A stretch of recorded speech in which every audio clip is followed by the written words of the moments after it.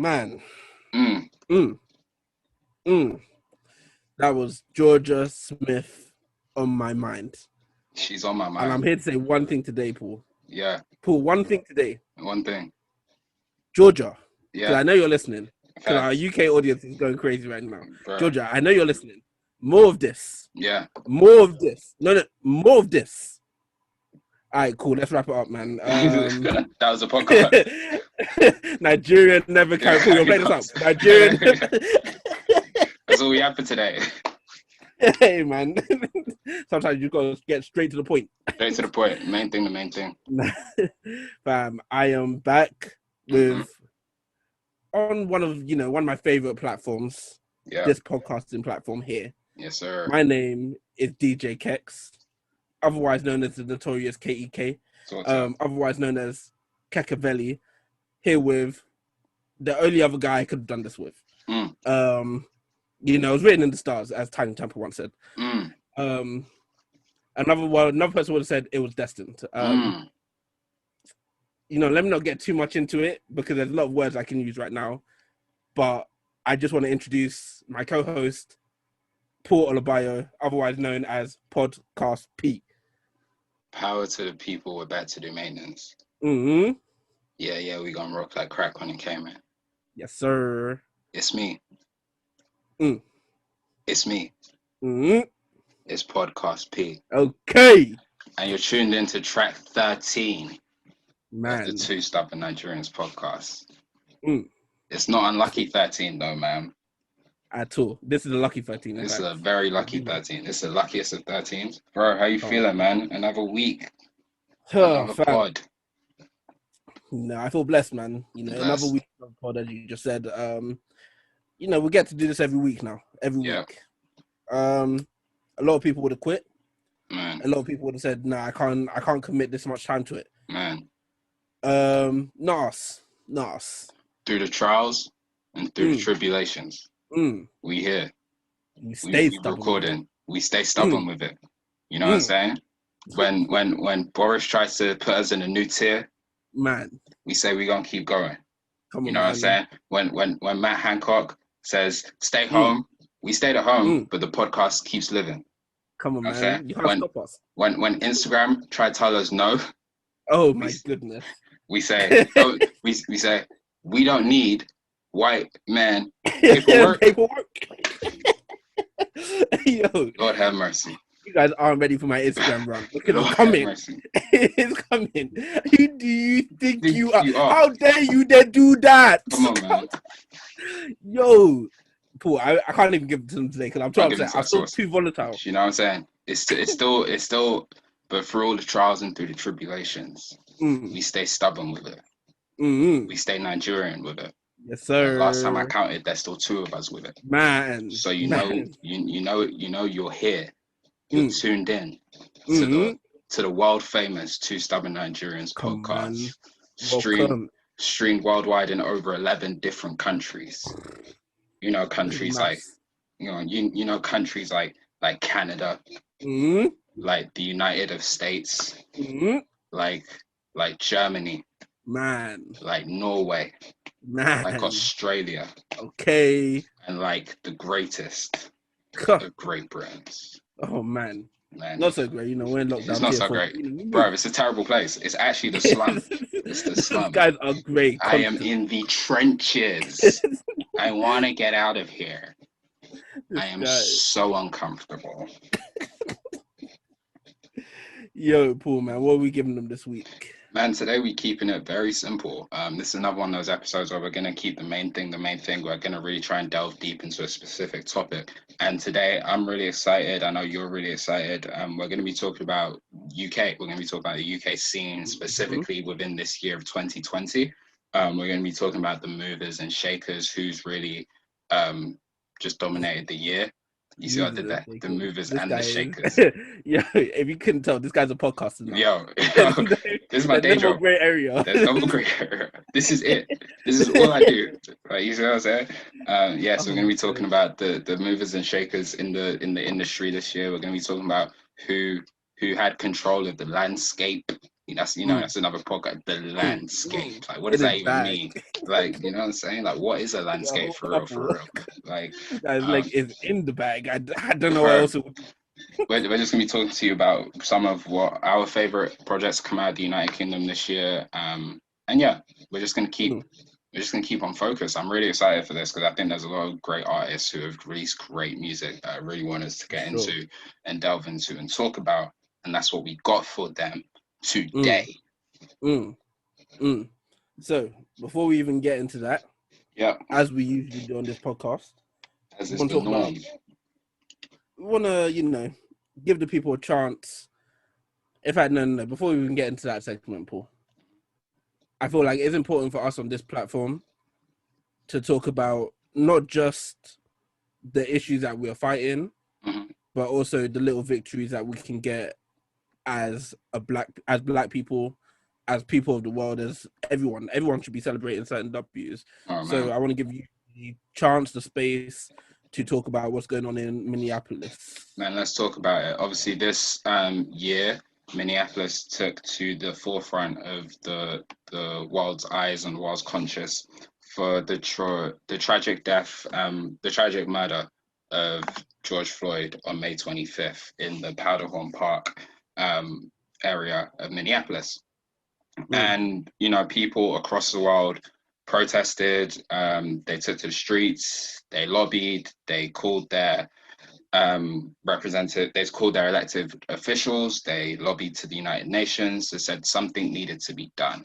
And throughout, if I take it specifically to the city of Minneapolis and in Minnesota, there was a real cry and a call for an end to this type of violence against Black people in the city. Minneapolis is also a city where Philando Castillo was murdered by the police in 2016, and Jamar Clark previously. So they've had a history of police violence against the Black community, which the city stood up and said no more.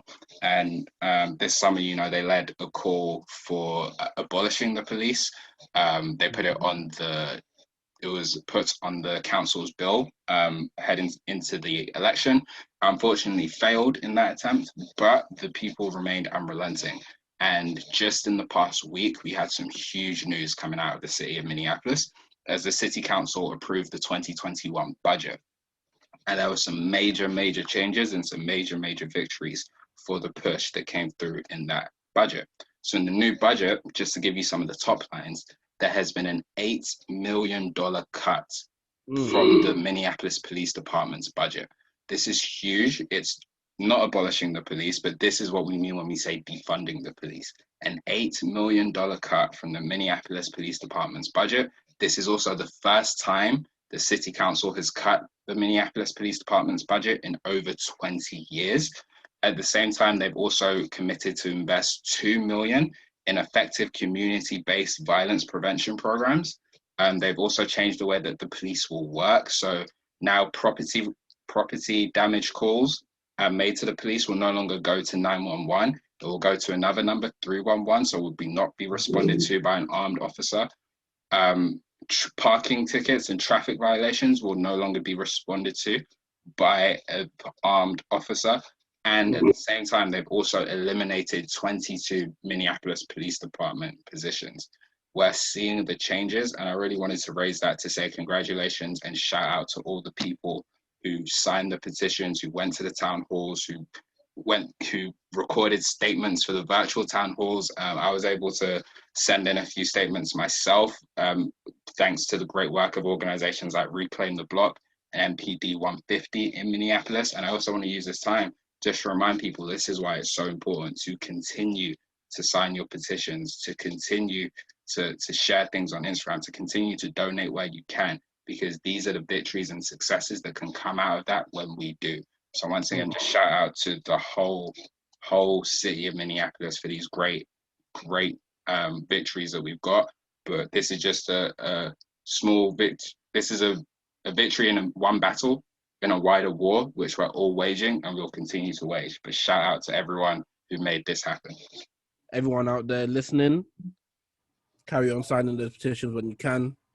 It's not just when a crisis happens that we sign these things. It's whenever we see one that we can sign it. Because as Paul said, We never know where it's gonna go, but every little helps, man. Every single little helps. Every single little helps, man. But this is a music podcast. Man. So we're going to get into a bit of music talk in a little segment that me and Paul, we've consistently gone to now for the last few episodes. You know, as we like to say here, some people, they know Brother Paul, but Brother Rahim is someone who they don't know a whole lot about. You know, he's a stranger. He's just someone talking to them on the mic. Some people, they know Brother Rahim. They've never had the pleasure of meeting Brother Paul. It's definitely not a pleasure, but thank you. Why are you selling yourself short, man? You're a hoot. Nigga said pleasure. What? So what's that scene from Breaking Bad? Like, I am danger. Like, I am the trouble. Like, what? Yeah, you're not serious, man. And then some of you guys. No, wait, stop. I got it. Sorry, not Breaking Bad. Let me do this one. I am the hell and the high water. Oh my God. Some of you guys, that one of some of you guys said. It's so funny that you said that, Paul. Yeah. Paul, it's so funny that you said that, by the way. I like where you've taken this. You're going to see why in a minute. Okay. You're going to see why in a minute. Obviously, as you know, as we usually say, some of you guys know both of us. Shout out you, man. And some of you guys don't know any of either of us. Yeah. And that's fine. You know, this is what this segment is for. Get to know us a little bit. And I said it was funny that you took it there, Paul. The reason it's funny you took it there, because you don't know the question that I'm going to ask you today so that people can get a bit of an insight into you. The other day, Paul. Yeah. Disney Plus put Proud Family back onto... Well, season 1 of Proud Family in the UK anyway. I don't know if it's in America already, but they put season 1 of Proud Family onto Disney Plus. And I was watching it, and that theme song started, and I just felt all over my me and you will always be tight. Yeah, every single day and night. Oh yeah. man, I was like, wow, what a song! Greatness. And then it came to me. There are a lot of TV shows out there with wavy theme tunes. Paul, I know you're on the spot here. Not even, it don't have to be your favorite, but what is one of the TV shows that you think has the best theme tune? Most iconic, most whatever. What an insane question. What an insane question. That's a huge question. And all of them are flooding into my head right now. And there are some that I'm forgetting, obviously. I think for the purpose of this podcast, man. Yeah. You know, Rahim. I don't know where you're taking it. The second you said this podcast, I'm like, oh, okay. No. I don't think you do. Oh, okay. You and I, you know, we live in Milton Keynes, right? And Milton Keynes is such a small place. There's not much to do but talk and listen. But there's a different place, right? And some will describe this place as such a big, rich town. But I just come from the poorest part. You know, there's bright lights, city life. I've got to make it because this is where it goes down. And I've just happened to come up hard. Illegal or illegal, I've got to make it. You know what I'm saying? Like, I never took a straight path nowhere.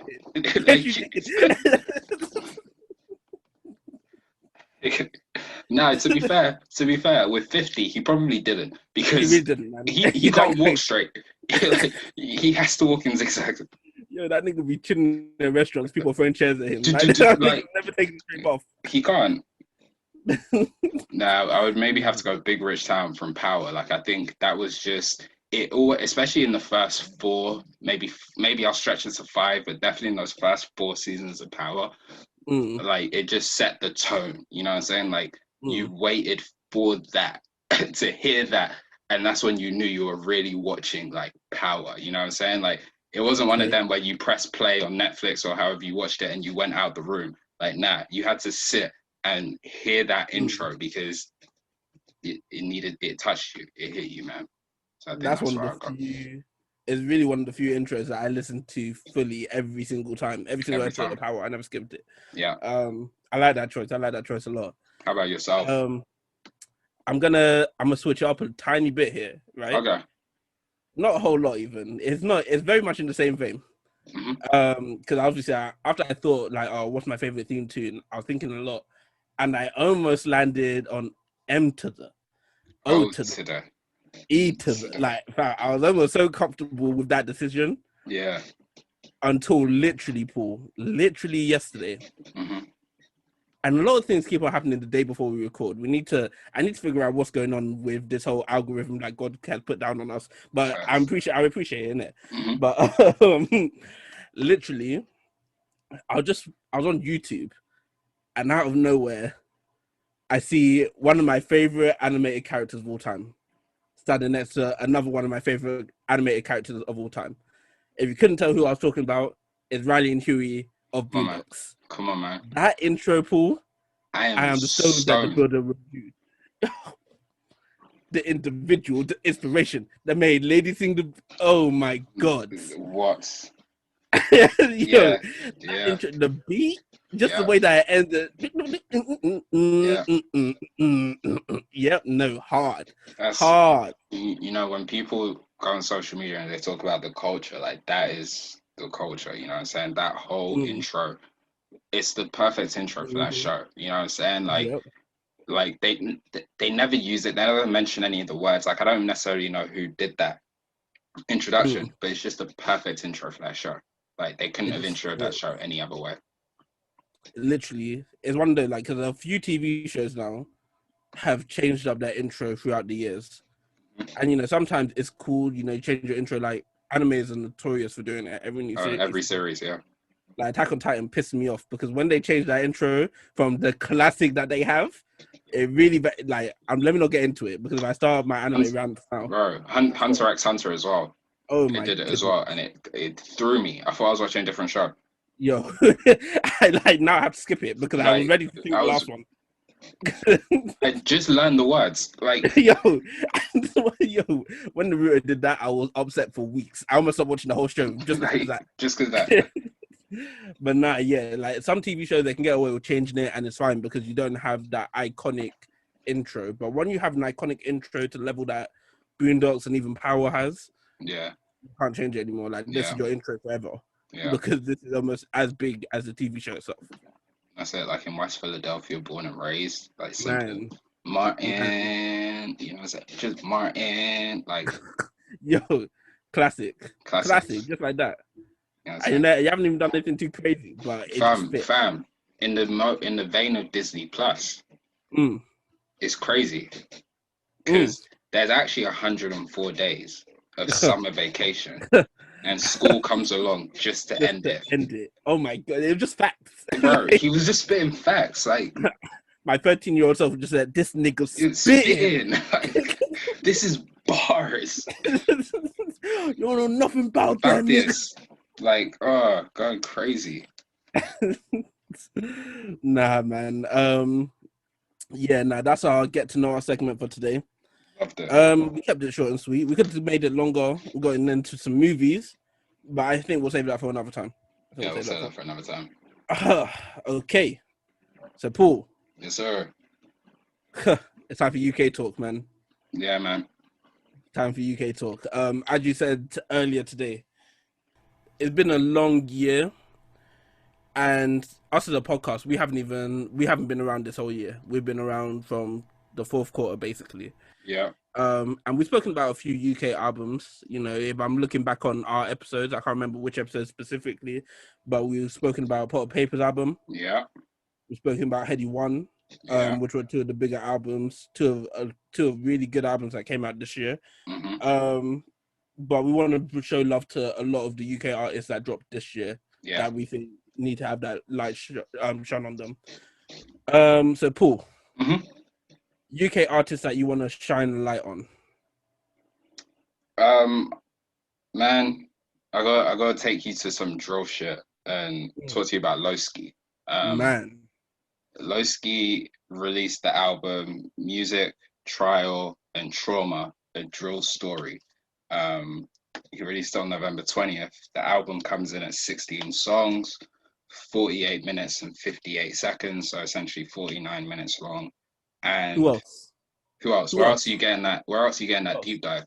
You guys have listened to so many podcasts. Never have they given you time, length, and album. Come on, man, speak about it. But yeah, so the album dropped on November 20th, and we wanted to get to it. I definitely wanted to get to it then, but we were in the business of, prepping for the Two Stubborn Nigerian Awards. Shout out to everyone who took home a Two Stubborn Nigerian Award.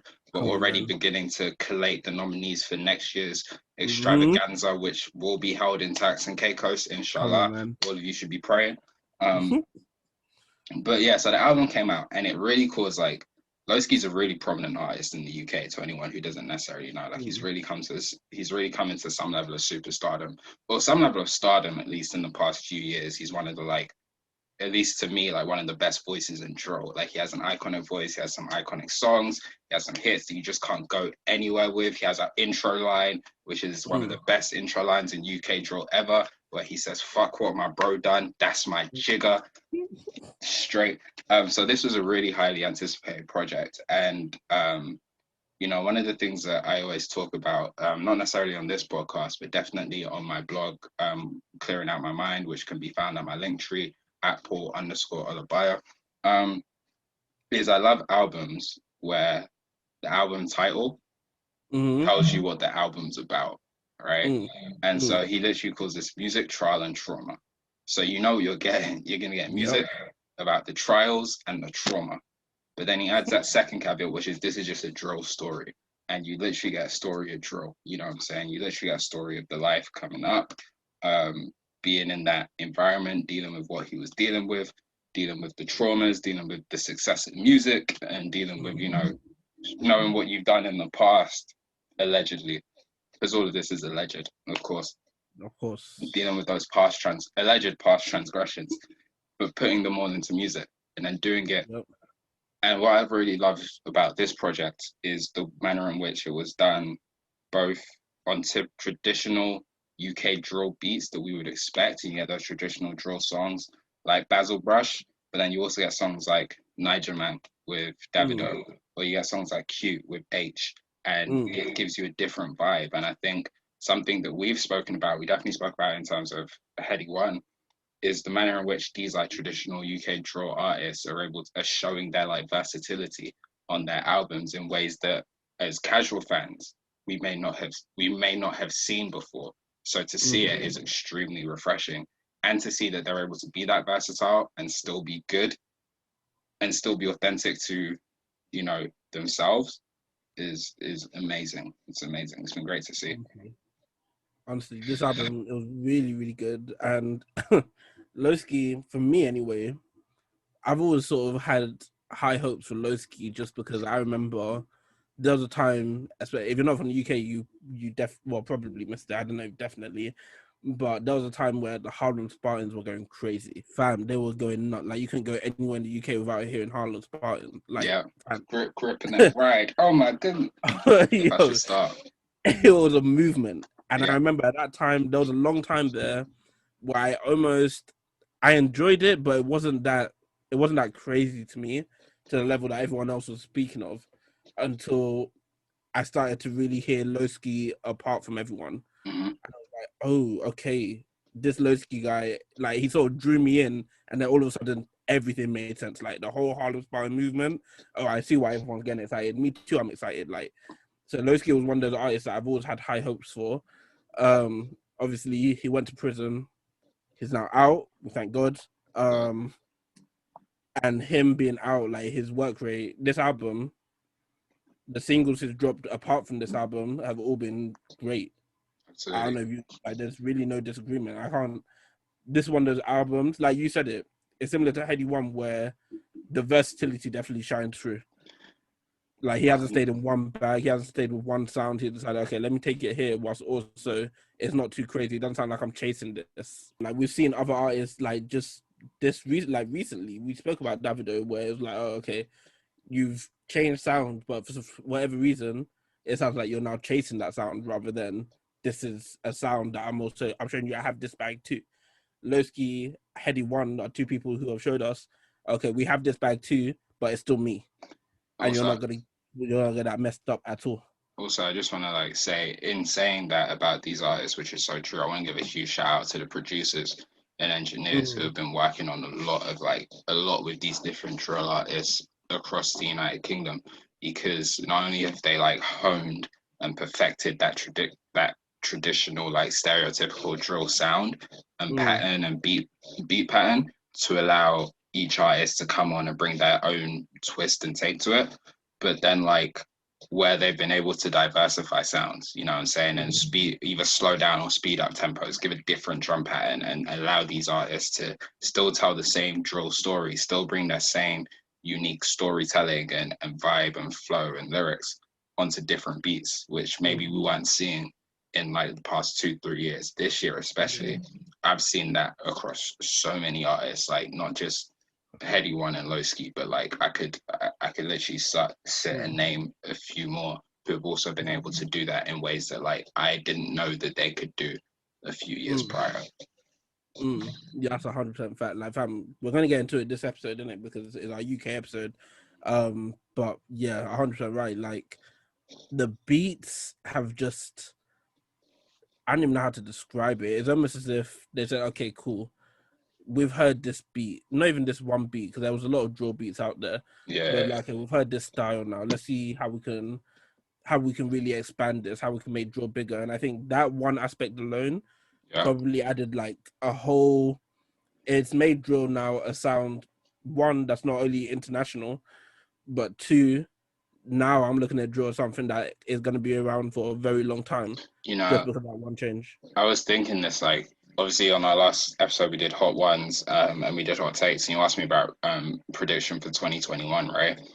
And as soon as we were done, I literally had a thought. I was like, this is such a bad prediction. I really like, as a big hot take prediction, I think like a UK drill artist is going to go #1 in the US next year. Do you think? Yeah, I think it's so possible and so set up for them, because there's like, especially when you consider the Pop Smoke effect of just how prominent the drill sound already is in a huge music market like New York, and really across the States, like down south in Atlanta as well, right? Like, I really think it's set up for, if an album is just packaged right, and you know, they eat that shit up, because they're just like, these niggas be talking like they actually have guns, and then someone comes over with a whap, and then all of a sudden, oh shit, like, you know what I mean? No, we're about it. Like, we about it. Like, so shout out Master P. It's crazy because my name is P, so maybe I'm shout, and I have a master's, so maybe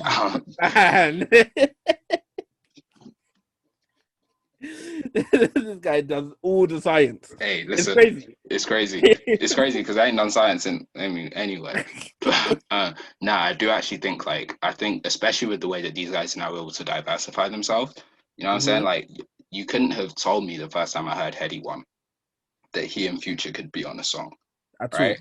And you couldn't have told me that. It wouldn't have made sense. But for them to be able to do it and it flows so seamlessly, like, they can get the US features on there. They could package it in a way that, like, I genuinely think if the right artist came out at the right time, I do think they could go. I definitely think like a UK drill artist could definitely go #1 in the US, if not in 2021, definitely by 2022. That's an interesting take, because I'm trying to think now, right? Outside of Stormzy, who's not really a drill artist, more so grime, but he can get into that drill bag. Yeah. I'm trying to think of the UK artists that can really like go crazy in the States. It's tough, you know. I think, like, obviously the #1 would probably be Heady One, right? Like, I think we saw the shine that he got. You know what I'm saying? Like, you said it on this podcast before, when KD is out here tweeting about your album, like, KD is not a small person. You know what I'm saying? Like, I mean, he's not a small person literally, and he's not a small person figuratively. Like, I think he's 7 foot tall. I think he's 7 foot tall and plays like he's 6'2". We're not a basketball podcast, because I'm having nightmares. But I think in my conference. How do you think I feel? I can't sleep, Paul. But like, yeah, I do think, like, right now the name is probably Heady, just because, like, he's the one who has the most prominence. But like, there's a world where so many of these guys could actually do it. Like, I do think one day Loski could do it. I think like Frosty, who I maybe want to talk about later on this podcast, could also do it. Like, with the right packaging, bro, Abs could do it. You know what I'm saying? Like Abra could actually be the one to do it, because that, when you talk about like a distinctive voice and a distinctive flow, and like someone who just makes you feel like no other artist can actually make you feel, like, that's the, maybe we need to get into that. I'm so happy you even mentioned it, because that was the artist I had loaded up to talk about. Come on, man. Man, Abra Cadabra. Yeah. Yo, a lot of you guys outside of the UK are gonna hear that and think, who's this? Like, this name sounds funny to me. I'm not gonna listen to Abracadabra. No, go and listen to Abracadabra. We call him Ab down here, but man, he's different. Yeah, different. Fam, if I'm taking it back to the first time I heard him, and this is the moment where I knew, okay, no matter what this guy does from now on in terms of music, no matter what he does, I'm a fan for life. Let me get this. Oh my god, this song right here, Abracadabra Robbery. Man don't talk, man rob. Bro, let me take you back to 2016 even. Let me take you back to 2016. October 2016. I had just landed in University of Coventry, shout them out. Big up you, man. Coventry, big town. Come on. Fuck Coventry first. I was just gonna let you cook, innit? I just got to University of Coventry. Here's me, small guy from Milton Keynes, nervous to be in this big university in that. Obviously I make all my friends and all that, and now is our second uni event, our big, outside of freshers, our second uni event, yeah. And Abracadabra's performing, so I'm like, okay, I want to go, because this Robbery song is crazy. But in my head, like, he's performing, but how many songs do you really have to perform? Like, how long of a set can you really do? Fam, we got to the club now, we're enjoying. Abs comes on, Paul. I kid you not, it was Mando told my rap for 40 minutes straight. This nigga did not let his foot off he just kept on performing it. Every time he stopped, he was like, okay, let's go again and again. I couldn't breathe, I was sweating, but I was jumping. I was in the middle of that. And ever since, I haven't looked back. That's my guy. He's someone whose music has a different effect. As you said earlier, like, he's one of those guys who, his music, if he releases a song, my initial assumption is that, I'm going to want to fight when I listen to this. Facts. And he did that again this year, because I spin this coupe. Like, fam, I just seen something. Oh my goodness. Like, oh my god, it's the tone of voice. It's the tone of voice, like, and that's one of the things that, like, it's a real shout out to him and the way he's crafted out his career. Because, like, all these drill guys are very distinctive, right? And they all tell their stories in different ways. But, like, there's something about the way Abs just uses his voice that when he comes on a track, you just know it. You know what I'm saying? The energy feels different. The vibe feels different. When he starts just talking, there's nothing. It just, shout out to SZA, it hits different. You know what I'm saying? Like, no matter, every single time, whether it's Robbery in 2016, whether it's On Deck, whether it's Spin This Coupe, whether it's You with Dirt Bike LB and Young Ads, like, whenever Abs steps on and says, I'm talking, it hits different. And that was on show throughout his album Product of My Environment, which came out just earlier this month on the 4th of December. Cool. How long was that album, man? The album was 14 songs. It was 46 minutes long. Thank you, man. Because the people were panicking for a second. They didn't know we were going to give it to them. It was heated. Calm down, guys. Yeah, don't relax. Yo, that album, special. Talk to me about it. Bro, from the second I downloaded it, because obviously, as you guys, I've just said now, I had high expectations for it. Abracadabra is one of those guys similar to Busta Rhymes for me, where it's like, you hear their voice and it changes the whole entirety of the song, because their voice is really an instrument. It's similar, literally, Busta Rhymes and Jeezy are two of the people that come to mind when I think of people with that distinct voice that could just gas you up on the song for no reason. Thanks. So then we turn on the album and it's Trenches, and Trenches is already stupid. Yeah. Like, that's the fam. This album, when it goes from being stupid hype, it only changes to being stupid. Like, okay, I'm visualizing what he's talking about, but I still have all this energy here. Just mad energy. And that's what he does. So this album, he'll take you from having, okay, cool. Like, he's really talking right now. He's talking. And I'm internalizing all of this. And this is beautiful. This album's beautiful. And then you get to a song like On Deck. Come on. And it's like, okay, now I need to stand up and start. Yo, I just see something. Oh my God. And you know what's crazy? There's nothing worse, than being in a car with your guys. And your guy having like a whip that he can seriously spin the coupe. And then that song comes on. Because all of a sudden, and then being in Milton Keynes, for people who don't know about Milton Keynes, there's a roundabout every other, like every street there's a roundabout. So literally every 10 seconds, the coupe is getting spun. Yo, nah, Paul. It's the worst. Let me tell you something slightly worse. Milton Keynes in quarantine, when the roads are empty. Come on. And it's me in the passenger seat. Yeah. Because if you don't spin the coupe, I will. I will grab one of us has to spin the coupe. Bam. The energy is different. It is so different. And he does that. It's something he does very, very well. It's something he's done well throughout his career. The features on here, I mean, you have Krept and Conan, who the first time I heard Robbery, it was the Krept and Conan version, where they went crazy. So these guys always do something special when they link up. You have Dappy from N-Dubs. You know, I won't get into what N-Dubs did for me. N-Dubs means to me, because that's a whole nother episode. No. Talk about classic albums, like move aside Lauryn Hill. Flipping hell. Flipping. People don't know, I was wearing my winter hat with the flap up. Oh my days, nah, man. These features on this album, because then you have Young Ads as well. Yeah. Who, as much as I have things to say for Young Ads, I have an issue with Young Ads right now when it's D Block Europe. But when he's on right now, when he's been on a run of features recently, like where he's actually sounding like really good and like the guy he was when everyone was going crazy on D Block Europe, and rightfully so at the time. His feature game this year has been pretty solid, as it should be. Like he has, especially with the way the UK scene is and the way like it's a different tone, like it's a change of pace. So he should dominate the feature game. You know what I'm saying? He should dominate the hook game. Like it should be him, right? And like him and Nath Smalls, really, especially with the way they go. And y'all already know how we feel about Nath Smalls. You can go hear that on track 8 just to cover your shoulder. Literally. But yeah.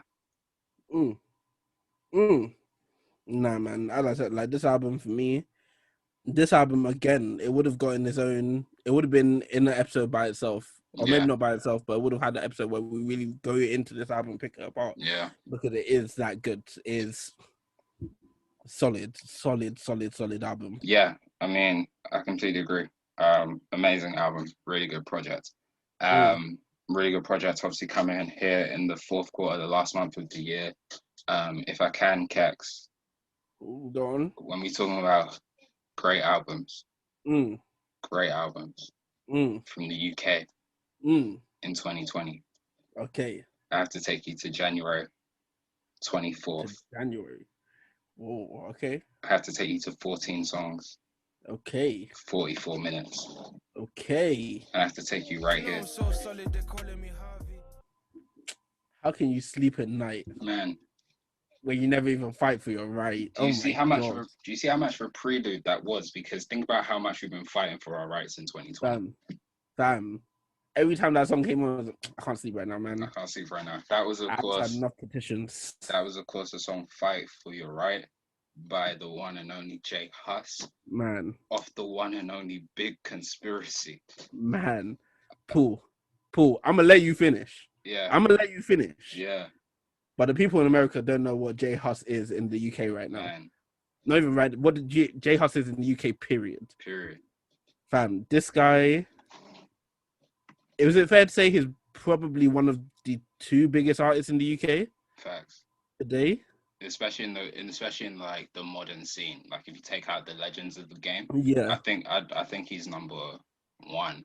Like I genuinely mean that in terms of all like genres of music too. Like I don't just mean like black music. I mean like he's up there like 1975, like the Arctic Monkeys, Kooks. Like it's really him, Adele, Sheeran, and Stormzy. Like that's the quartet. You know what I'm saying?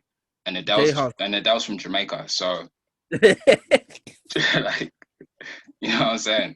So really, what's it, Adele and shit Hanks.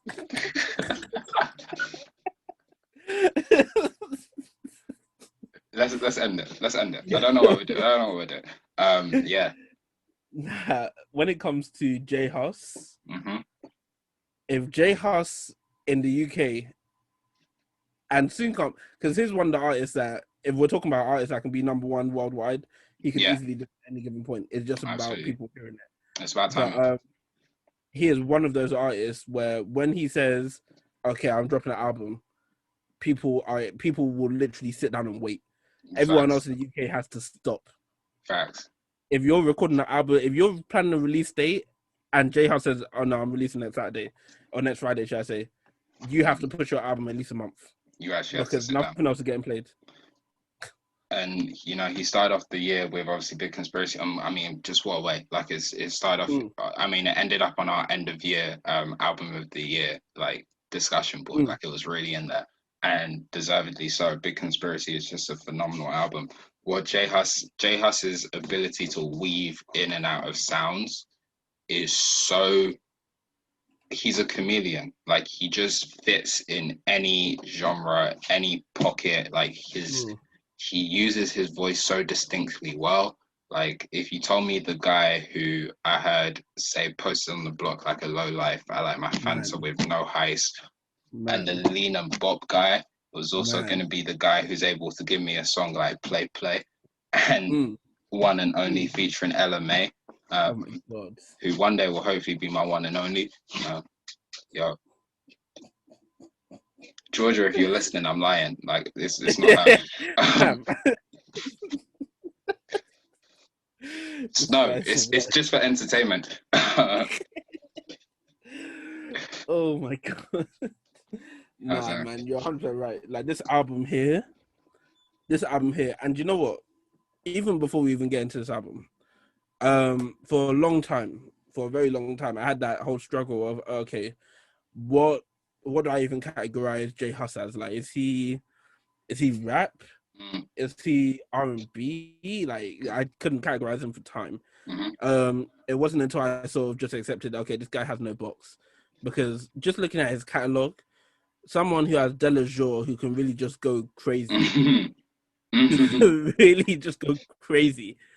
But then at the same time, just keep that bounce. Like, oh, okay, no, cool. You want to sway, like you want to kind of dance, but not all the way dance. But like, it's just different. It's different. And then when we get into this album here, again, he started with the name of the album with Big Conspiracy featuring IC, TGM, and again, crazy. You know what? Yeah, I want to like just touch on something you just said because I think it was phenomenal. It was a great point. Like he spoke about. He can have a song like De La Jour, right? Speak on what he's speaking about, and then he can have songs that make you just bop and sway and vibe. And then you just think about the song that led off this album in terms of single, right? If it walk like a op, talk like a op, sound like a op, then it must be a op, right? Oh, man. Like if you think about what he's saying on that song, but then you think about the way he packaged it and the way he said it, that is so distinct to J Hus, and that speaks to the artistry that he has. Like he's able to talk on similar type of conversations and topics that you would expect from like a Loski, a Heady One, or a Skengdo, but then put it in his own little bounce, make you vibe to it. So now you want to hear it in the club, and now you want to be in the club. If it look like a, smell like a, walk like a, then it must be a. Oh my god! Like he really has like a special ability to do that across the range of across the spectrum of music, where he's able to put different subject matter in a different genre than you would expect it to. And then at the same time, he's able just to call Burna Boy and just give you a hit because it's that easy for him. It's that easy. It's really that easy. Do you see what I'm saying? It's no sweat off of his back at all. But this album coming in the 41 minutes is so easy to listen to, Paul. Yeah. As in, like, it's probably the easiest album to listen to from this year for me, just because, one, the quality of music is so great, and then we're talking about J Hus, who, if we're talking about versatility, he has that ability to dip into different pockets of sound without sounding crazy. Because, as you said, like, we can go from Play Play to Cucumber to Repeat featuring Coffee, who, by the way, went absolutely nuts. Everything that Coffee has touched this year, nuts. This year, the last 2 years even, Coffee has been on a run. Facts. And then you go to Fortune Teller, like, yo, you can dip in so many different bags that don't sound foreign to you because you are J Hus. This is what you do. You get into these bags all the time, and it just flows. It flows effortlessly to the point where, okay, I'm back to Big Conspiracy, and let's do this whole journey again. Yeah. No, I think you're on point. Like, it's a sonically pleasing album. And so, like, it's just so easy to listen to. It's so easy to take in. And he's, like, at different times. Obviously, like I said, it's very versatile and very eclectic. So it has different messages. But some of the messages on some of the songs are crazy. You know, like, Deeper Than Rap to end off the album, I think is just a phenomenal outro.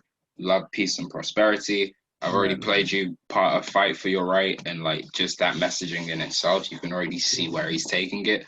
Like, so to be able to have that level of messaging and talk on an album where you can also just say, you know, play with Burna Boy, you know what I'm saying? You can also just give us a vibe like Big Conspiracy. Like, I think he really, like, showed off his artistry to a supreme level. He's one of the best artists in the world. Like, I don't think we should curtail him to the United Kingdom. I do think he's genuinely, like, we put his album in our album of the year discussion, not to give the UK representation, but because, like, we both said it was one of the best albums we've listened to this year, and he is one of the best artists on the planet. Period. When you have an album, if you give an album to me, and I genuinely struggle to take off a song because I think it's weaker than the other songs, then you're looking at an amazing album there. And this is one of those albums where I look at all the songs, I'm like, I'm not skipping this. There's no way I'm skipping this. This is one of my favorite songs off the album, but you can't have 13 favorites. But somehow I end up with 13 favorites. I don't know, you do the science. It can't be me always doing the science. What the hell is that? Let's say you're not an engineer. Fam, all you do is science. Like, but no, I think, you know, sensational album, phenomenal projects, an artist who's just ascended to the top of his game, to the top of the game, with still a ways to go further. And now I want to take it to someone who just reminds me of this artist so much, but is really at the beginning. Rahim, Kekz, King Kekaveli. You know this place very well. Okay. Let's send them to Coventry. Oh man. Big up Coventry for real. My guy, Salieu. Man, this album here, Paul. Yeah. I mean, before we even really get into everything else, because there's a lot to say that we haven't got into, we touched on it. On our award episode. Yeah. Because I believe My Family was third for our song of the year. That song right there, and we're talking about what Abra Cadabra does to get you up on the song. Yeah. What Back Row G and Salieu did on that song, Paul, is nuts. Because there's no way you could, fam. I remember me and my boys were driving to the gym. Yo, this song came on, fam. All of us in the car started going crazy. Like, it's just so. Again, you have that tone of voice. You use it as an instrument. Salieu, as you said, you correctly said, and a lot of people, the UK would agree with you. When he first released Frontlines, and the video came out, everyone said, "Is this J Hus? No, this isn't J Hus. Okay, he wants to be like J Hus." Blah, there was that whole conversation. But I feel like now, especially with this project and how good this project is, he's starting to distinguish himself, and now it's dangerous for everyone because now we have two people who it looks like when they want to, they can give you a hit. And listen. From time a man said, "Tell my babes off her Off wig. her wig. We're We're going going to to- war. Paul. Bam. Yo. There's Tell levels. my babes. No. Let me break it down. He said, tell my babes off her wig. Oh man. We're going to war. Load up the clips. It's time, the energy is electric. Like throughout that whole album, that's the album Send Them to Coventry. By Salieu. It comes in at 15 songs. Wow. 38 minutes and 45 seconds. Beautiful. Energy throughout the whole thing. And like, as someone who obviously did a stretch, so I was in Cunch for a little bit, so I wasn't really paying attention to the UK scene like that. You know what I'm saying? So as someone who was away for a bit, like to come home and to touch road for the first time, just like Rowdy, shout out Rowdy Rebel, who got out. Bobby Schmurder, we'll see you real soon. That's go crazy. Oh my goodness. I need to clean my Timbs because I'm going to New York. Fam, go straight to New York. I'm gonna be right there as soon as he walks out, cuz. Hey. No, but as soon as I got back to the UK, to like that, My Family to be one of the first songs I heard. And I know a lot of people said that a lot of the songs on this album had already been released as singles previously in the past. But like for me, to be hearing a lot of those songs for the first time and to hear the energy, it was so refreshing to hear, someone just come nonstop. It felt like someone who just, you could feel the excitement of someone making that first album, you know what I mean? And the way it's been received in the media, for him to be on, BBC Radio's most promising artist for 2021, for him to be BBC Radio 1 Extra's most promising artist for 2021, what's out for him, man. And he is just, all that's left for him to do is to do what Sweetie says and tap in. I'm gonna get a Sweetie reference on this podcast like every week. These freeform episodes we do, so Sweetie's name has to be mentioned somewhere. Always, somehow. Nah, but you're 100% right. Like that energy, I think you put it perfectly. That energy of someone who is just making their first project is so prevalent, and I think that's one of the reasons this album hits for me. Another one of the reasons that it hits for me, which a lot of people obviously they won't get, but for me anyway, is the first time that I've heard an album and I actually know what they're talking about for the most part. Like when he's talking about Frontline, I know the exact street he's talking about in Frontline. Like in fact, that street, I lived right next to it for a whole year. Like, I know exactly what you're talking about when you're talking about this song. When you're talking about this topic, okay, you're talking about right there. Yeah, I live near there as well. Blah, blah, blah. Like, it's very easy for me to almost visualize what he's talking about. And this album just crazy. That's such a great point of refreshing quality. Like, obviously, too, like Milton Keynes is such a young city, right? So it doesn't even have that much history. And obviously, like, black artists making music in the UK is still like, it's still an uphill battle for anyone to do that, right? And so like we as like two people who've grown up in Milton Keynes, shout out to all the up and coming artists in Milton Keynes. I know there's a lot of them going crazy, doing great work. Like we haven't had that where someone can shout out an avenue that we know, you know what I'm saying? Where they can just shout out a street, like, yo, I know that street. I know exactly where he's talking about. Like, you see where he shot this video, like, I know where it is. Like, that's real. Like, for him to be able to stand in that hood and shoot this video, it's like, you know what I'm saying? Like, we don't really have that too much. So that's such a distinctive quality to be able to have. Like, I can imagine that experience for you just be like crazy. You know what I'm saying? To be able to actually say, no, I know where he's talking about. Like, I know, like, yo, everything he's saying. Yeah.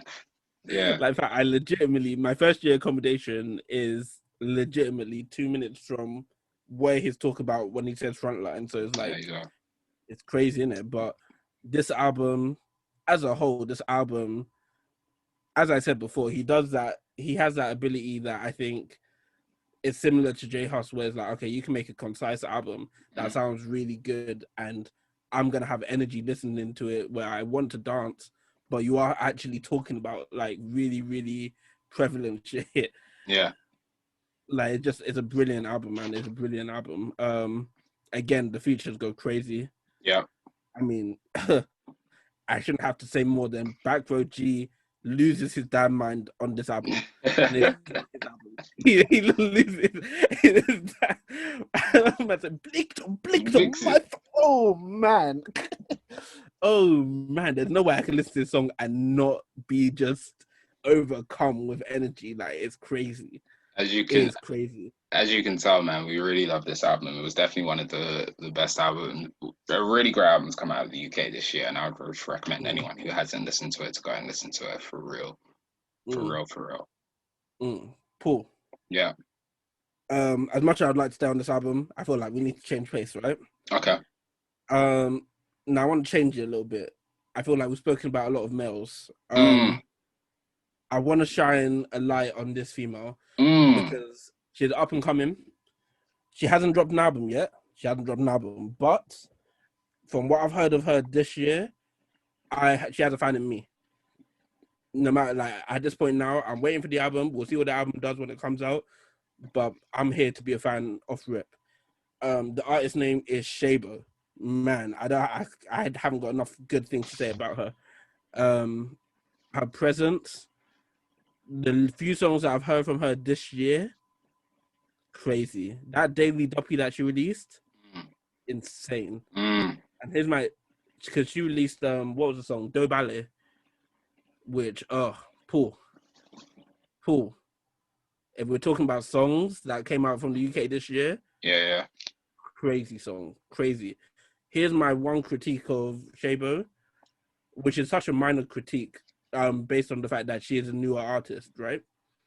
Her hooks, for me, might not always be the best. They don't always go crazy like that. Okay. But her verses, Paul, not a lot of people in the UK are touching her when it comes to her just straight rapping ability. Her straight rapping ability is nuts. What she can do with her voice, the games that she can play while she's rapping, yeah, there's something special about it, man. There's something there that's making me say, okay, I need to see what you can do on the album now. Yeah, see, like, well, before I go, I'd be remiss if we start talking about female rappers in the UK if I didn't say shout out Miss Banks. Man, every day, all day. Every day of the week, shout out Miss Banks. But like I really do. If you haven't, call me. You know what I'm saying? I'll be right there. Fact, it's tier 4 right now, it's so tier 4. Uber Eats thing, but easy. Let me know. Easy. Nova cover, we waiting for you. But so you were putting me on to Shaybo this week as we were preparing for this podcast, right? And I listened to the Daily Duppy. And to anyone who doesn't listen to like the Daily Duppy like series, go out and listen to the Daily Duppy series, man. You'll see some of your favorite UK artists just going crazy in there. And I was like blown away. Like I really was. Like she goes crazy on that shit. And yeah, I think the future looks bright. I'm really interested to go away and listen to more of her music to be able to talk more about what you're saying about the hooks and just seeing where the evolution may need to come. But just off a few listens to that Daily Duppy, extremely promising. Like extremely excited to see where this woman takes her career. You mentioned it. I feel like those Daily Duppies, if you're someone who avidly decides that no, I'm not going to listen to Daily Duppies because they're not what I come to listen to artists for, you're playing yourself, because a lot of these artists will drop some of their best work on those Daily Duppies. You need not look any further than another UK female artist to I didn't even plan on talking about her today, but I think if we're talking about Daily Duppies, Ivorian Doe had an amazing Daily Duppy to the point where I went from being, I don't know if I'm an Ivorian Doe fan to, okay, cool. I'm here now, like, March him to me. I guess I like it. I guess it, you know what I'm saying? Fam, these artists are going to their Daily Duppy and they're producing heat.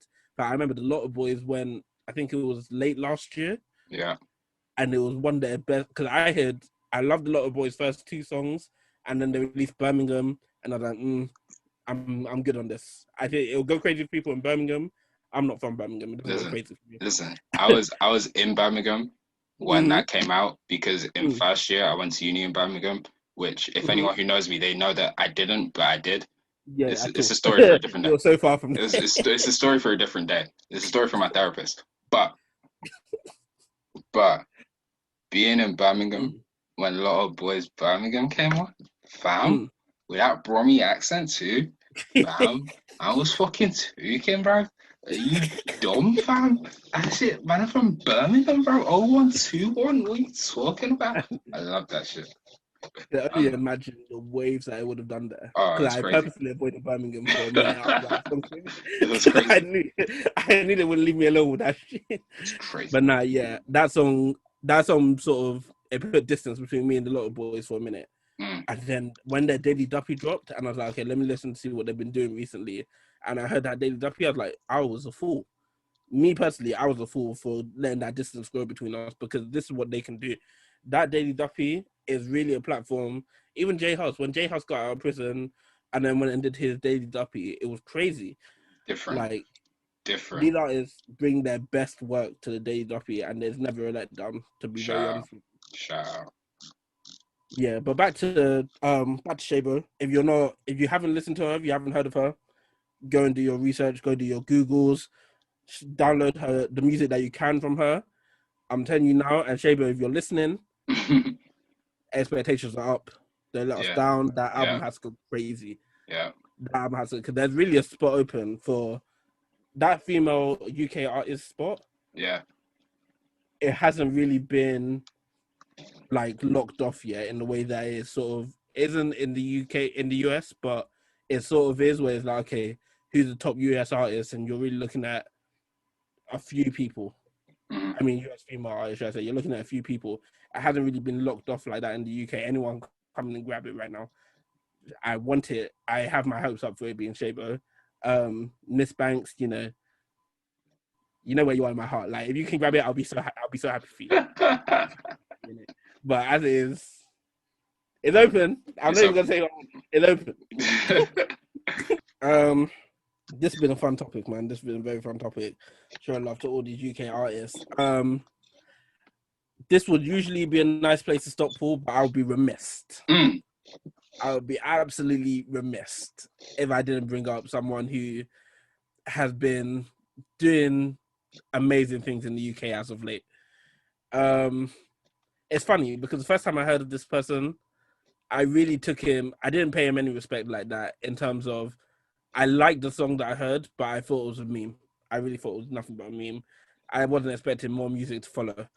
I'm gonna stop you right there. That is so disrespectful. I have to be honest. That is so disrespectful. Do you know how crazy that song was? It was crazy. I didn't think it was an actual song. I was like, oh, bend your back and then dig it. Bend your back and then I was like, oh, okay, this is fun. Like, this is a wavy, fun song. No, but you're not getting the double entendre. Oh my, intro. We'll talk. Fam, if you couldn't tell, the artist that I'm talking about is Unknown T. Unknown T, comma and B. I got Galley on me. Oh no, Galley on me. Fam, when I first heard that song, I genuinely thought, okay, this is because what was it? It was the same. He performed that song on the same platform where that guy did. Oh my God, what did he do? I said, who, what, where? Oh, who, him. What? Fam, yeah. I was like, so who, what, where? Now, but who, where? Like, where? How did we get right here? Like, no. Who and what and where? Bro, listen. There are so many moments in British UK music history. Said British UK, you see I did that. In UK music history, that I'm so happy they never reached American Twitter. Oh my goodness, we'd have lost that race war so swiftly. so like, is this what the UK niggas are applying? Bro, we were in fits for months when they found out about that guy who said, I got Henny in my cup. Henny. In fits for months. I was so embarrassed. Bro, it was only because Osh came and did my yay is different to your yay that we even survived that. Bam. That was the craziest month. that was the hardest shit. Yo, coming off of Ye just going crazy. And then my yay is different to your.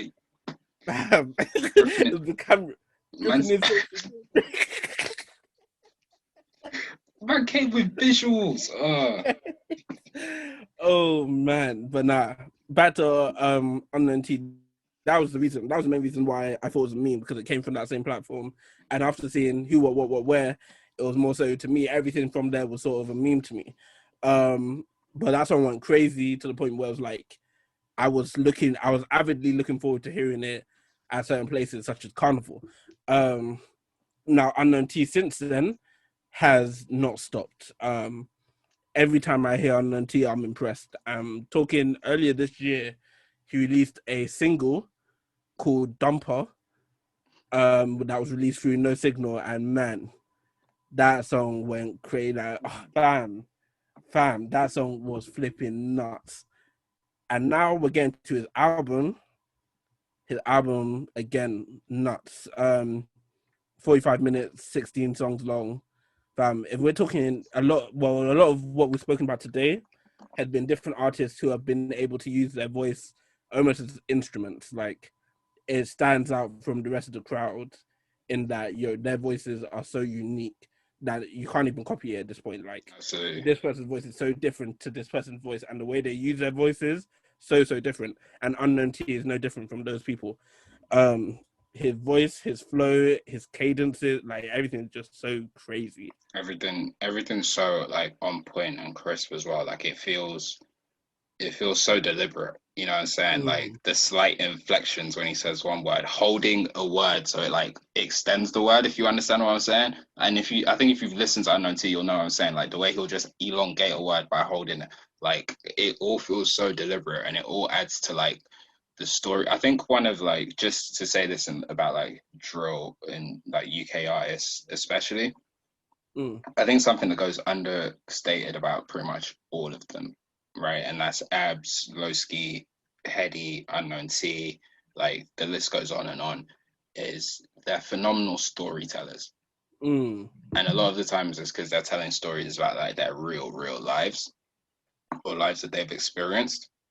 And their ability to like, when you did story time a few weeks ago for our Get to Know, right? You said one of the skills you've always known, shout out Mr. O'Sullivan, that taught you, was always keep your audience wanting more. The ability that these artists show to keep us engaged in their stories and the different ways in which they do it is so like, it blows my mind every single time. You know what I'm saying? Like whether it's the voice that Abs comes with that just keeps you so engaged, whether it's the energy that Unknown T comes with that keeps you so engaged, whether it's just the calm spoken, almost just like speaking to you way that Heady just like walks over tracks, you know what I'm saying? Or whether it's like, or just whatever it is, however they choose to tell the story, the manner in which these guys are able to portray their stories is such like an unbelievable skill that each of them have been able to show. And just shout out to all of them, and shout out to Unknown T as well, because his ability to do that through his songs. Did you remember this was his first album from coming home from prison?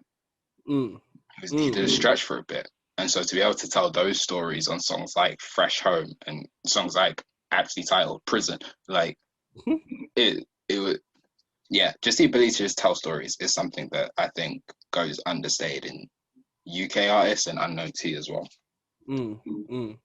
Very well said. Very well said. And again, if we're talking about this album, all these UK artists, in fact, not even just Loski, but J Hus, Shaybo, every artist that we spoke about today, Abra, Cadabra, the production has been crazy. Like you can really see where they're taking the whole culture. And I think when truly, as much as we're talking about the artists, the producers, they need shine. And if I knew all the producers that were behind some of these songs, I would honestly give all of them shine, because I genuinely believe that they in themselves have added on about an extra, for me, 10 years to this whole genre. That actually long lasting now. That, like, I appreciate what you said there, but like, we would be doing them a disservice if we just shouted them out in their name. I think in 2021, maybe even early 2021, that's an episode in itself of just going through these producers in the UK. I saw, like, I can't remember the publication that did it actually, but they had, like, I saw a video on Twitter where it was like a round table of UK producers, and they were like having a podcast discussion, like as a round table. And I was like, I'm gonna find it and I'll watch it. I may even send it to you. I may even put it out on our Instagram page so people can see it, because like it just looks like these guys have literally changed the way the UK music scene operates. You know what I'm saying? Like, they control their walking algorithms. Like, they literally control our ears. And it was literally, I think it was like 8 of them. And it's like, when you look at the hits that those 8 men around that table were responsible for, it was like, yo, you actually, I remember a couple years back, Shonda Rhimes, the writer producer of Scandal, House Get Away with Murder, and Grey's Anatomy, was doing an interview, and she was just like, oh, no, I think she was doing a TED Talk, and she's up there, she was like, I am television. Like, I am television. I have the 3, like, she's literally there, like, you know when KD came out after the Clippers game and said, I'm Kevin Durant, like, you know who I am? Shonda Rhimes was literally like, I am responsible for the 3 biggest TV shows on the planet. I am network television. Nothing moves without me. Fam, Paul, would you believe it if I told you that the network that she worked for said, no, we can't get you Disney Disney tickets. Listen, that's another episode. But I say that to say, like, those men around that table, like, as the producers, like, they are the scene, right? Like, it was literally like they could literally each look at themselves and say, like, I am responsible for where the game has gone. I'm responsible for where this industry has gone. And it's such an important element of the just blow up that we've seen in the UK music scene and the UK rap music scene and drill and grime especially, that, like, it would be a disservice for us to just give them lip service here. They need to have their own episode. Yeah. We'll pencil it in. We'll pencil it in. We need a few episodes for a few different producers, to be very honest, because all these people behind the music that don't get that necessarily the buzz that the artists get or the fan love that the artists get. We need to be that. If we're going to be anything, it needs to be that bridge to let people know, okay, no, these are the people who really need light shine on them for their achievements and what they're doing in music. As it is, we've already started with that a little bit in the love that we give to Alchemist and love that we give to Hit Boy, but we need more, and we will definitely get into that UK scene. But yeah, no, you're 100% right, man. You're 100% right. And as I said, Unknown T, this album where the production definitely shines through. Definitely shines through. He's an artist that basically almost every single song I've heard from Unknown T, the production really, really is always there. I think his ear for the sound of music up there. Yeah. Facts. He knows what he's gonna sound good on, and he utilizes it. Facts. Couldn't have said it by myself. But man, that was our UK episode. I enjoyed that because, as 2 boys who have spent the majority of our lives in the UK, so far, that could change. We'll see. Because when truly, I do need to move to Toronto. I need to be close to the team. I need to be close to Nick Nurse's ear so I can say, yo, move this player here and let's you've seen the tweet that says I've secretly have a wife and kid out in San Diego. Like, bro, it's like United Kingdom my ass, bro. Like, what? That's not the most outlandish tweet that I've ever seen. Like, bro, the most outlandish take. Yeah. Yo, the day I found out you have a whole family, I'm gonna die. You know what's crazy? I was so shocked, and I said that, yo, someone said this about me, and then everyone was like, yo, it makes so much sense. I was like, wait, what? Say hands up. I told y'all niggas. Y'all didn't want to believe me. I told y'all niggas. I was like, hey, yo, I missed the joke. Like, oh man. But no, you're right. It was a fantastic UK episode. And I want to take it to, I want to transition us out of that to speak about a person, a specific person who, when this tiered system quarantines itself, puts itself in a spliff. Man. Someone who does need to come to the United Kingdom. And as this specific person needs to come to the United Kingdom and make her way to the city where legends are made That's the Miltonke.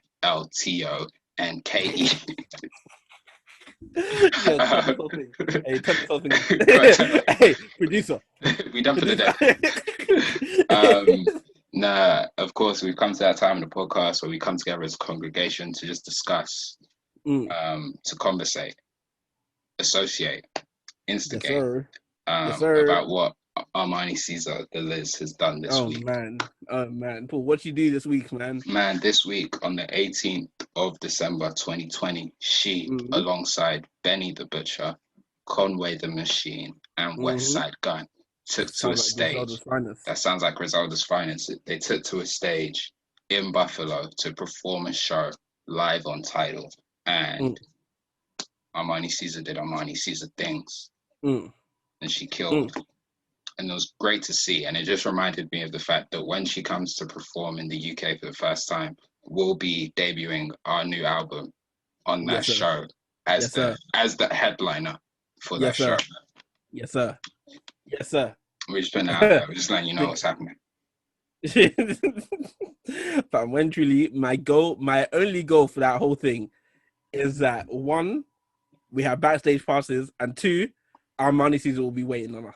No, listen, I want you to understand why this is really important. Like, especially just in the general scheme of Griselda, right? So Griselda, when they were on tour, this year, 2020, they performed in Minneapolis on February 29th, right? In Minneapolis, Varsity Theater, literally 5-minute walk from my house, right? And I didn't go. One, because I was broke, but two, because I also just I had studies, like I was a master's student. Ask me what Conway did. What did Conway do? He gave $1,000 out of his hand, cash, to someone in the front row. Rahim, you've been to concerts with me, yes? I've been to so many at this point. Where do I always end up? Somehow, somewhere. Bro, front row, without fail. Just theorize, right? February 29th. If you had to guess one thing that I could have just done with or needed, what would you guess it would have been? Me personally, I'll say 10,000, but 1,000 would be a lot of help towards that. Just done me so nicely. Do you know what I'm saying? Just done me so casually. I'd be like, I'll take it, I guess. You know what I'm saying? If you want to give it to me, I'm not going to fight you. So because I missed that, I said I can never miss another Griselda show in my presence again. So to make sure we're going to be on stage whenever she comes through. Shout out Armani Caesar, shout out Liz, shout out Griselda. Yes, sir. But more importantly than that, shout out to all my black people. Man. And sue me, because I'm rooting for everybody that's black. Everybody. Spent about 2 racks on handmade durags. Sue me, I'm rooting for everybody that's black. It's everybody from sports to college class and rap. I'm back. Man. What a powerful song. What a powerful song. It hasn't gotten old yet. It has not gotten old, and I don't think it ever will get old. It gets better every time I hear it. Genuinely speaking. Because it's literally whatever Kelly Price decided, wherever her mindset was going into that recording session. Yeah. It has made that song live for way longer than most songs should live. In fact, I can't even give it to Kelly Price because I think Wale just does that on the regular. But anyway, this section isn't for Wale. This section is for us to shine love and appreciation and just a spotlight on the people in business who are doing big things. And this week, I wanted to bring it a bit closer to home. 2 people who I have nothing but respect for at this point now. They've been doing it big for ages. A young man by the name of Fella and a young lady by the name of Aaliyah have come together, joined forces, and they have been buying up properties and renting them out. And at this point, they have a property empire. That property empire is known as Zoom.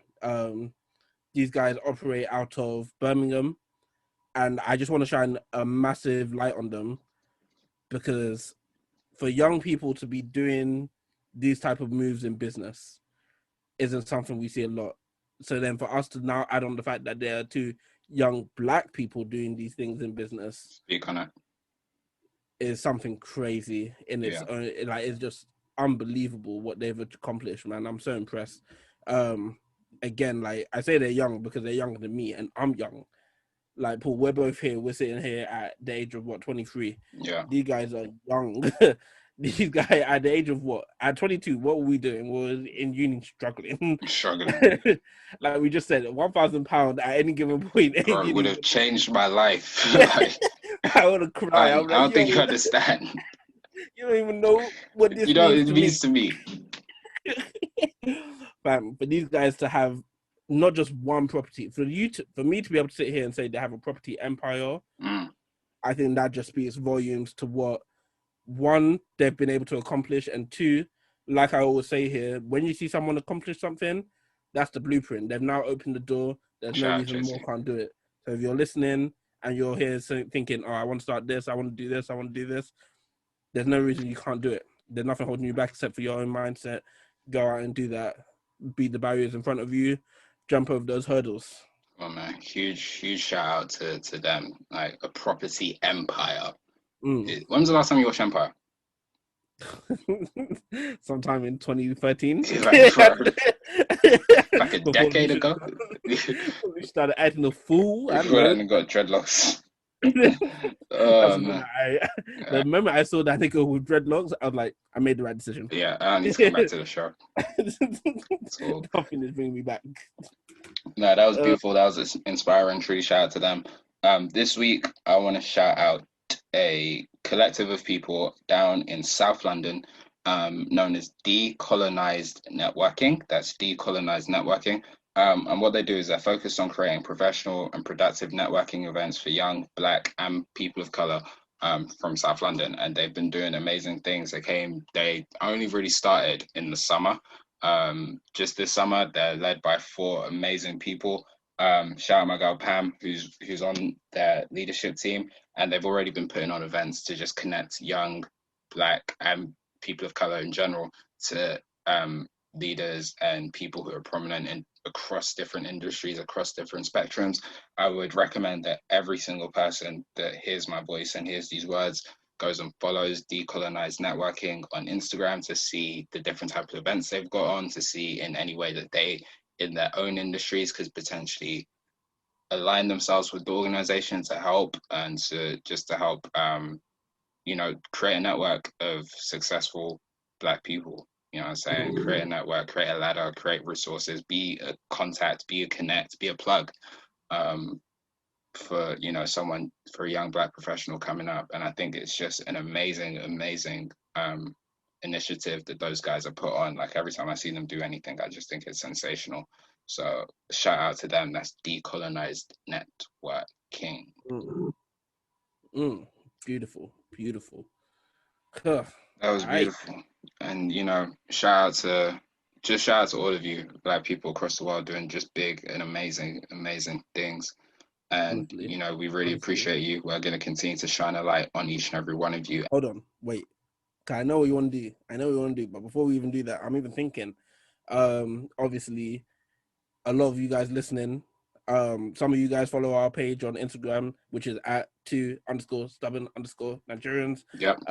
If you don't, you should follow us on our Instagram page at @2_stubborn_Nigerians. Yep. And the reason I say that is because if you are one of those people who are looking to do big things in the world, you're just started a business, you want to do whatever, at us, let us know. We'll love to shout you out on this platform. We love the fact that people who listen to us are also doing big things in the world. And Absolutely. It's inspirational. And like you said, man, hit us up so we can shout you out and give you the flowers and props that you deserve. And in the interim, we just need you to know that you're so beautiful. Listen, I've said it once. I'm going to say it again. And it's not going to be the last time I say it. The bag that Kelly Price was in, it must have been crack. Bro. I can't rationalize this any other way because that bag is nuts. Speaking of crack, right? So I told you off mic that I was like, I've been rewatching Star Wars, right? Yeah, yes, sir. Can you imagine being high off the Pablo Escobar in the 80s and going to watch Star Wars in the 80s and seeing that Darth Vader breathing would have had you on edge. I don't think you actually understand. Like, can you imagine being in the 80s and seeing Emperor Palpatine do this with his hands? Yeah. You'll be tweaking. And you're gone off the Ronald Reagan. Nah. Ronald Reagan. Shout out Franklin Saint. Oh, man. Let me know. Don't get me started. We're not a TV podcast. That's the issue. That's the issue. I'll soon come, though. Soon come. The TSN network that's coming. It's that time of the week, man. It's that time of the week where we go into our music libraries and pull up some well-needed recommendations for each and every one of you to go away and listen to and just add something that you may have already heard of or may not have already heard of to your collection. Kekz, what you got for the people? Man, I thought it was only right that coming off of our UK appreciation episode, I gave you guys a UK artist to go ahead and listen to. The artist that I think everyone needs to go away and listen to goes by the name of Kojey Radical. Now this artist here, super artist, man, super artistic. He's one of the few people who, again, like we've spoken a lot today about artists who use their voice in different ways to give you that sort of vibe. Kojey Radical uses his voice in completely different ways again, but his whole vibe is different. He's not really on the rap sort of tip, even though he might give you some rap bars every now and then. He's more so on his sort of rap meets R&B sort of amalgamation, and it's beautiful. Again, we've spoken a lot about production today. I know that a man by the name of Kwame produced some of these songs. Super talented producer. He's also produced some of the songs off of Ret 32's last album. Super talented. And this album just does not disappoint at all. Does not. From track number 1 to track number 10. The album's called Cashmere Tears. Go ahead and go and listen to that, man. Paul. Yes, sir. What you got? Man, I'm gonna keep it again in the UK, and I'm gonna give you straight drillings. I'm gonna give you artist Frosty and his latest mixtape Under Surveillance, which is of course available on all streaming platforms. You just want to add, all I can say is, bro, it's drill stories. Like, it's storytelling at its finest. He's just storytelling about drillings, you know what I'm saying? He's talking about stuff that was done 10, 15 years in the past. So he's just open and honest about it, because, like, the crime was done, the time's been served, but, like, it's real stories, and it's just, man, it's just casually telling you, like, this is what we did. This is what happened. And this is it. And it's just done in such a authentic way. So that's Frosty Under Surveillance. That's what I got. Just like that, Paul. Man. Just like that. I don't know if you realize this, but just like that, we now have a 13-track album of podcasts. That's crazy. We now have half of what the MCU has in the tuck. Just For like real. That. For real. Just like that. Because low-key, some of our podcasts are longer than their whole movie. So what are you going to say to us? For real. Like, Ant-Man really doesn't hold a candle to track 7. Oh, bro. I don't think they want that smoke at all. Like, at all. Like, I'd put track 2 up against Guardians of the Galaxy Volume 2. Oh, that's a tight one. You might be right, though. It's a debate. You might be right. It's a debate. You might be right, because low key, and this is off the dome, so I could be wrong in saying this. I really could be wrong in saying this, but at no point in Guardians of the Galaxy did they give Saweetie the love that she deserved for being a hitmaker. Bro, I could be wrong. Bro, I'm certain that at no point during the MCU did they reference Rhapsody. Not once. That's crazy. Yeah, track 2 might have it. I can't lie. That's all I'm saying, Kevin Feige. That's all I'm saying. Yo, similar. I think we said the same thing for our Say Her Name episode, and we do still we are still gonna get to a part 2, but I think this one needs a part 2 as well, man. Facts, because we need to talk about the legends. Yeah, because we need to talk about the legends, and there's still a lot of artists who are coming up that we didn't even get to. Cause I didn't give you my breakdown on what I think of Millions. Bro, we didn't get to UK. We didn't get to Milton Keynes artists like a Milk Cartel. Like, damn. Names out there we could throw you. Right there, going crazy right now, and I haven't said a word. Yeah. We'll get to it. Don't worry. We'll get to it. It's there. Yeah, everything in due time, man. Everything in due time. Yes, sir. Hey, Paul. Yes, sir. Paul, you're playing us out this week, man. It's UK. It's Harlem Spartans. Kennington, where it started. Kennington, where my heart is. See, opposition gets swatted. Nigeria never carries last. Let's go.